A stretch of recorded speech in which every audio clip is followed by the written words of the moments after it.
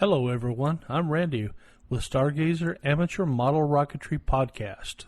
And have you ever seen a model rocket and thought, man, that's cool, I'd like to do that? Well, do you want to?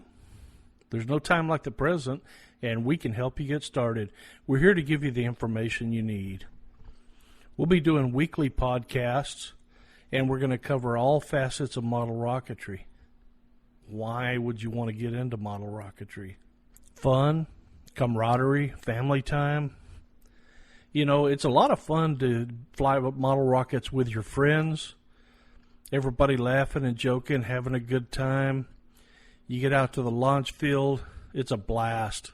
Literally, pun intended. But there's also the challenge aspect. You set some goals for yourself. You try to achieve those goals, and it's an opportunity to grow. There's an educational aspect in model rocketry.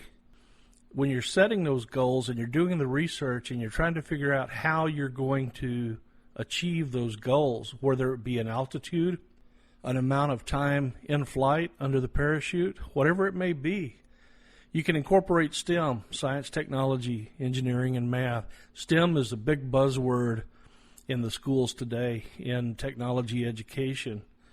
And you can incorporate that STEM into it for you and your family, your children. It's a lot of fun. What is model rocketry? Well, there's several categories of model rocketry, and we'll delve deeper into each one of these in later podcasts. Low power, mid power, high power, amateur rocketry. Low power, just a touch base, is kind of like through G motors. Each motor has a letter that designates the total amount of thrust generated during its burn, and that's in newtons. I'm not going to go into those. We'll delve deeper into those in later podcasts. But low power to mid power is quarter A through G motors.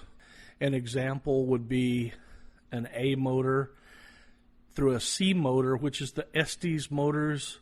And there's other brands, Quest. I don't want to single out one manufacturer. But the ones that you usually see in your hobby shop, black powder motors, small rockets, a foot, 18 inches tall, more or less. Your local hobby shop, Hobby Lobby, whatever it may be, usually has small model rockets that can utilize these motors. Once you get beyond low and mid power and you get into high power, you have to be certified to use those motors and to purchase them. There's one exception, and we'll get into that when we learn about certifications in later podcasts, and that is you can purchase one motor for your certification flight. High power model rocketry covers H through MNO.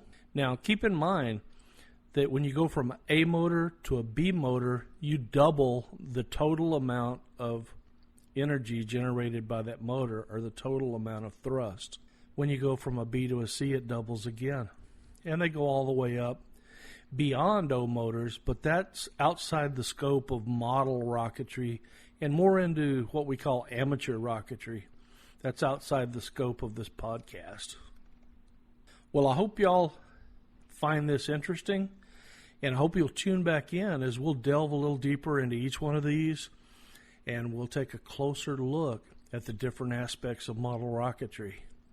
Until then, we hope you'll join us again, and come on back to Stargazer Amateur Model Rocketry. For more information on the local club, you can check out our website at rgvrockets.org. We look forward to having y'all listen to our podcast again.